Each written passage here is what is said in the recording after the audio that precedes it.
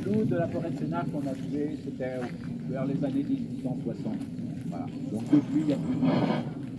Mais alors, depuis, il s'est passé quelque chose de très intéressant aussi à la Feuillantée. Si vous regardez le jardin qui est derrière là, il y a un joli jardin avec des collines, vous voyez? Et vous voyez des espèces, une sorte de sculptures. Vous les voyez, ces sculptures? Il y en a un qui ressemble un peu à un champignon. Là-bas, il y a une grande pierre ronde, on dirait un peu la pierre de Lazare qui a été roulée ce matin. Il y a un champignon ferrage, il y a une sorte de... Voilà. Alors, c'est des sculptures, c'est pas n'importe quoi. Parce qu'il y a eu pendant plusieurs années, au début des années 70, ça s'appelait un symposium, ça avait une grande exposition de sculptures contemporaines dans la forêt, c'était prévu comme ça, et ils sont restés. Ils ne les ont pas emmenés. Alors ils sont là, et ça se visite toujours, et c'est très beau. Moi je trouve que c'est très très beau. Mais il faut y aller tranquillement. C'est suivant, d'accord? Ça va? Vous ne voyez pas le grand champignon, la personne ne voit? Oui, un champignon en ferraille. Ouais. Voilà. Alors, l'avantage avec de l'art contemporain, comme ça, c'est chacun voit ce qu'il veut. Voilà. Bon, est-ce que ça va? Vous êtes motivés? Alors, on va écouter les consignes et on va suivre ce qu'on va faire. Alors, normalement, ça doit durer 2h30 jusqu'à l'entrée au Sénac où nous irons directement à la maison d'accueil là-bas. En attendant, les consignes. On marche avec des bonnes chaussures. Oui. On ne pique pas des yeux ses parents, on reste sur le chemin. Voilà. Et puis s'il y a un souci médical, j'ai une petite trousse d'urgence pour des petits bobos de rien du tout. Voilà. Et sinon, on va éteindre nos portables, comme ça on pourra on entendra les oiseaux chanter. Et la dernière consigne, c'est qu'on va bien écouter les catéchistes qui vont animer les temps. Donc rapprochez-vous le plus possible des catéchistes quand on vous appelle et on fait silence pour les écouter. On va commencer par Laurence qui va commencer le premier arbre. Et je vous propose de confier notre après-midi à la Vierge Marie. Et on peut chanter avec ceux qui ont des feuilles. On a chanté une petite feuille, on suivra deux. On va chanter, en se déplaçant, on va chanter le chant à Marie. Voilà. Et bien merci à tous d'être venus.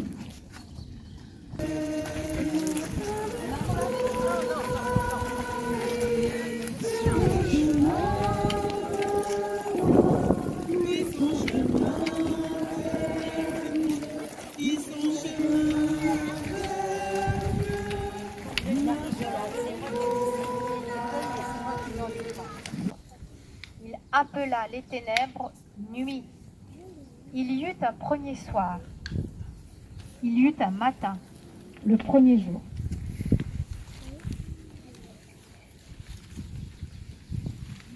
Jour 2. Dieu sépare les eaux du ciel.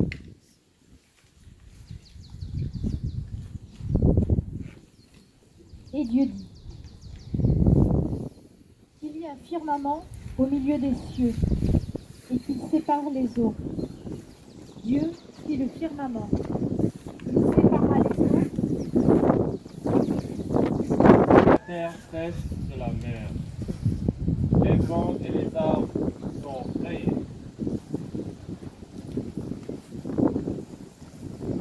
Dieu qui se promenait dans le jardin. Ils allèrent se cacher.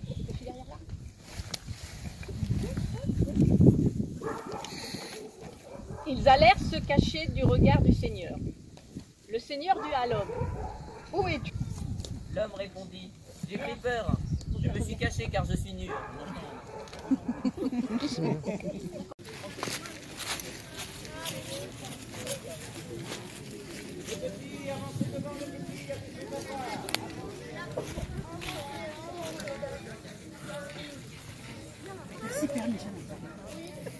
Heureusement que tu es là. Parce que je te jure.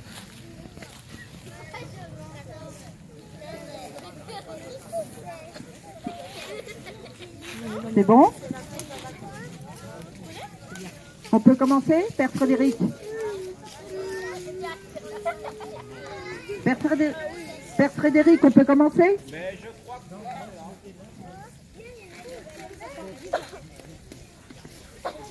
Alors, nous sommes ici sous le chêne de Membré. Nous sommes 1800, 2000 ans avant Jésus-Christ. Vous allez reconnaître ce texte. Sous un chêne, le Seigneur apparaît à Abraham, assis à l'entrée de la tente. Il faisait très chaud. Abraham lève les yeux et il voit 3 hommes debout près de lui. Aussitôt, il court à leur rencontre et se met à genoux et dit: Seigneur, ne passe pas sans t'arrêter près de ton serviteur. On va vous apporter un peu d'eau, vous laverez les pieds et vous vous coucherez sur cet arbre. Je vais chercher du pain et vous reprendrez des forces avant d'aller plus loin. Ils lui répondent: C'est bien, fais ce que tu as dit. Abraham court vers sa femme Sarah dans sa tente et il lui dit: Prends vite de la farine, pétris la pâte et fais des galettes. Puis Abraham court au troupeau, prend un veau gras et tendre et le donne à son serviteur qui se dépêche de le préparer. Il prend du fromage blanc, du lait, le veau préparé et les dépose devant les 3 voyageurs.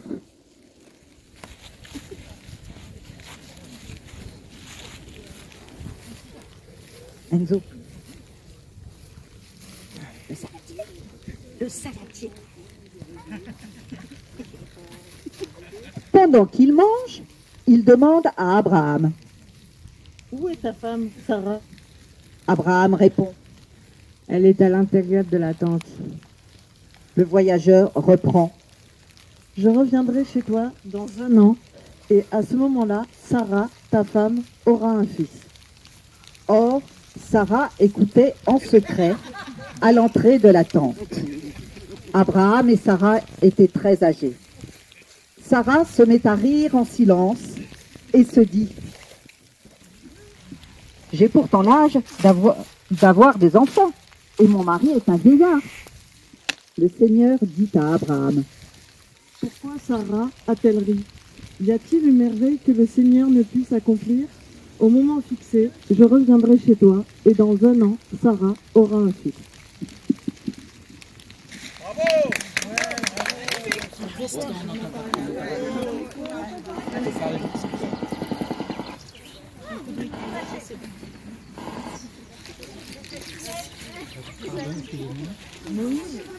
bravo!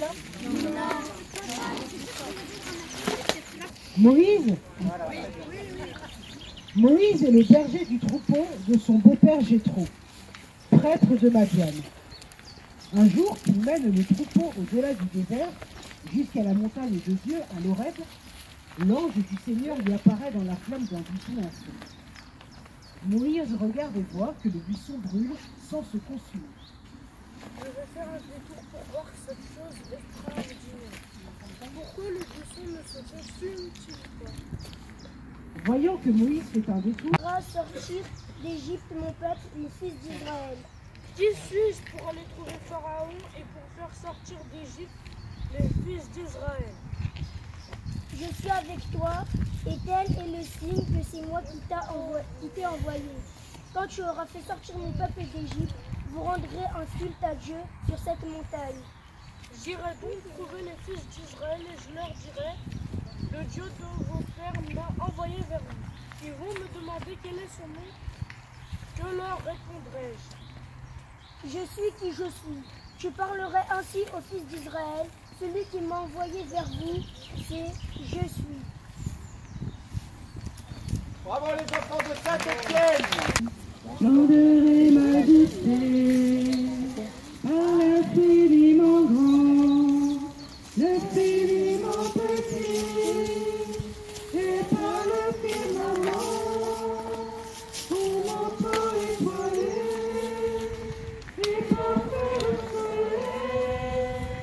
Je veux dire, mon Dieu, tu es grand, tu es beau, Dieu vivant, Dieu très haut, tu es Dieu.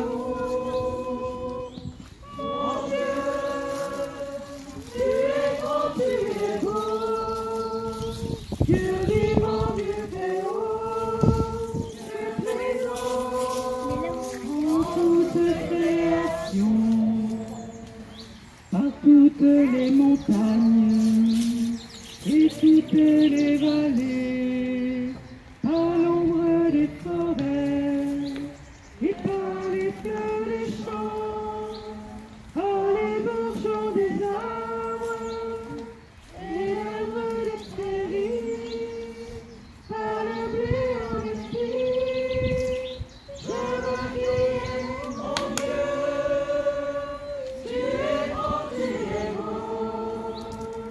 Dieu vivant, Dieu très haut, tu es le Dieu d'amour.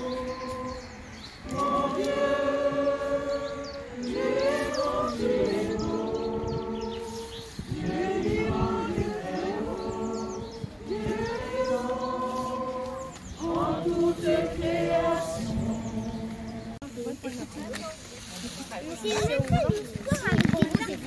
Alors, pour cette étape de notre marche, nous allons nous intéresser aux sycomores.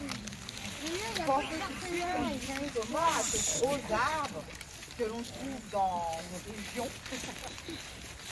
moi, il n'y en a pas dans ma région d'origine, donc j'ai fait une recherche internet et j'ai trouvé un énorme arbre très imposant où on peut aisément s'y abriter des rayons du soleil.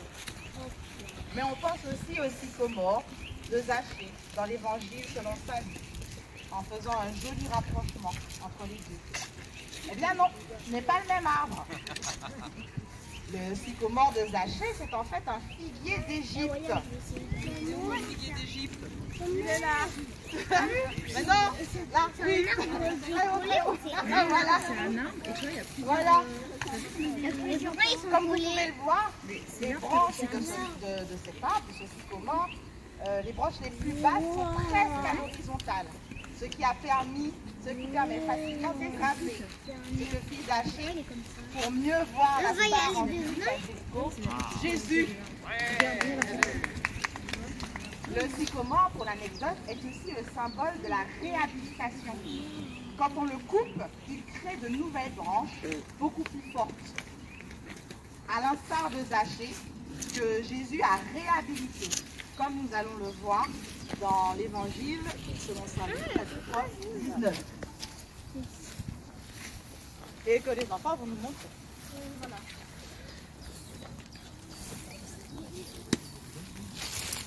Évangile de Saint Jean, enfin de Saint Luc, pardon, chapitre 19. Jésus traversait la ville de Jéricho. Dans cette ville, il y a Zachée, le chef des collecteurs d'impôts. C'était quelqu'un de riche. Il cherchait à voir qui était Jésus. Comme il était de petite taille, il n'y arrivait pas à cause de la foule. Il courut alors en avant et grimpa sur un sycomore pour voir Jésus qui devait passer par là. Il est là, Zachée.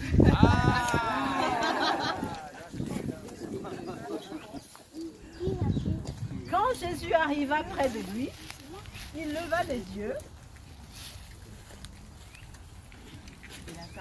Il interpella. Zachée, descends vite. Aujourd'hui, il faut que j'aille demeurer dans ta maison.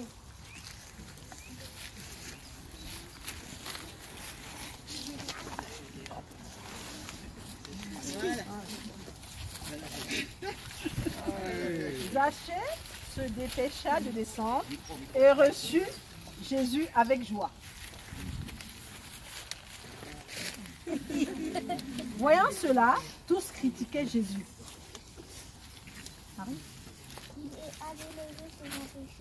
Il est allé loger chez un pécheur. Mais Zachée, debout devant Jésus, dit: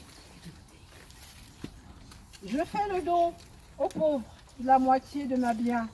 Et si j'ai trop pris d'argent à quelqu'un, je vais lui rendre 4 fois plus. Alors Jésus dit: aujourd'hui, le salut est entré dans cette maison, parce que tu es, toi aussi, un fils d'Abraham. Alors nous allons continuer avec la chanson. Aujourd'hui, le salut est entré dans cette maison, parce que tu es, toi aussi, un fils d'Abraham.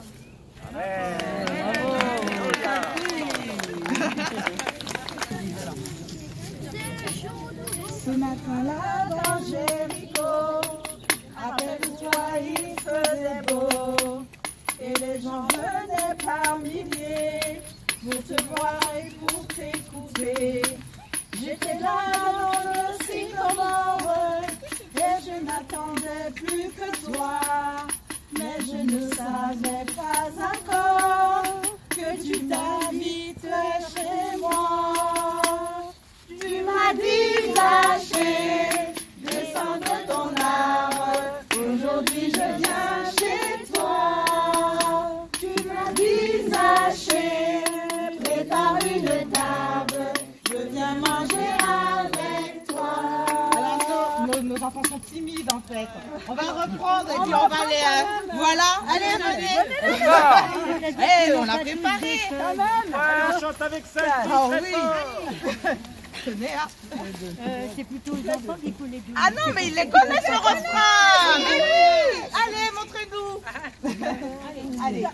Tu m'as dit lâcher, descends de ton arbre, aujourd'hui je viens chez toi. Tu m'as dit lâcher, prépare une table, je viens manger avec toi.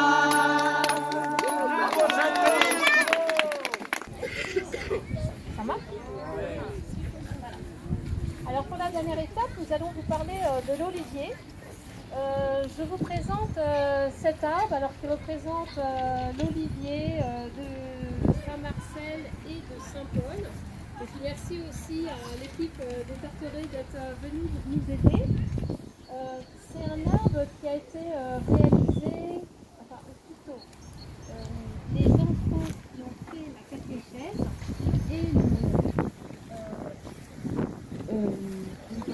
les enfants la catéchèse et le on écrit des prières, on écrit des remerciements, on écrit des demandes, enfin tous les mots qu'on fait transmettre à Jésus et nous les ont associés sur certains sens. Voilà. Et ensuite, nous allons vous parler plus précisément de l'olivier dans la chrétienne. L'olivier, donc, est un arbre qu'on rencontre dans énormément de passages de la Bible.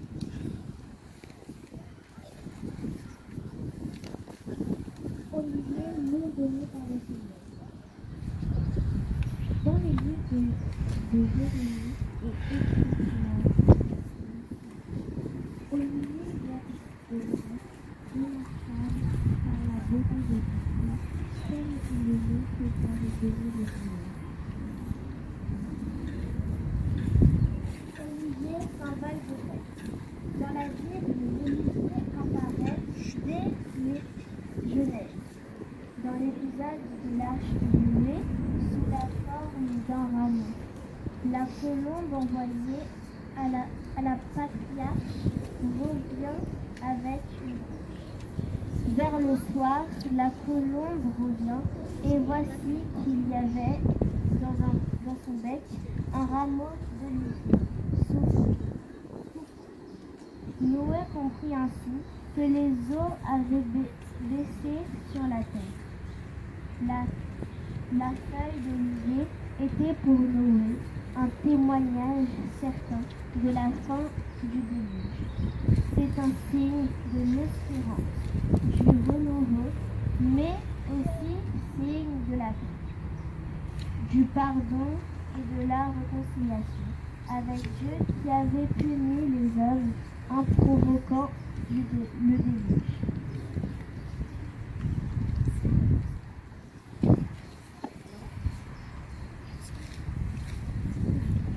Alors ensuite, je vais parler moi, de l'olivier, symbole de vie. L'olivier apparaît surtout dans les Écritures saintes de manière symbolique. Le peuple d'Israël est ainsi comparé à un olivier toujours vert, orné de fruits superbes.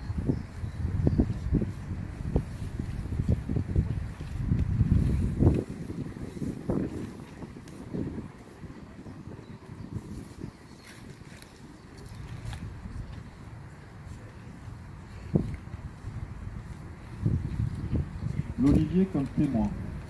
Jésus sur le mont des Oliviers selon saint Luc. Jésus sortit pour se rendre, comme d'habitude, au mont des Oliviers, et ses disciples le suivirent. Arrivé là, il leur dit, « Priez pour ne pas entrer en tentation. » Jésus savait ce qui l'attendait. Il priait son Père. Le cœur, sa prière était que sa volonté du Père soit faite avant tout. Le combat de Jésus n'aboutit pas à la tentation de se laisser vaincre par le désespoir. Mais il aboutit à professer sa confiance dans son Père. La mort de Jésus et le drame du Calvaire sont également liés à l'olivier puisqu'il a été fait prisonnier alors qu'il priait dans le verger des oliviers.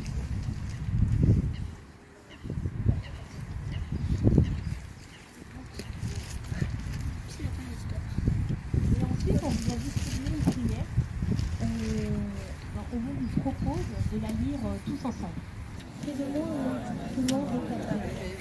Enlevez la haine que je mène la l'éloquence que je mène la discorde que je mène là où il y a l'erreur que je mène la vérité, là où il y a le doute, la foi, là où il y a le désespoir que je mène l'espérance, là où sont les guerres que je mène la lumière, là où il y a la tristesse que je mène la joie.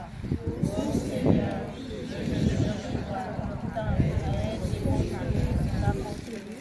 à être conquis, à comprendre, à être aimé, à aimer. Car c'est un mouvement qu'on reçoit, c'est un souvenir qu'on se retrouve, c'est un pardonnant qu'on nous pardonne, c'est un mourant qu'on ressuscite avec l'éternel. Amen.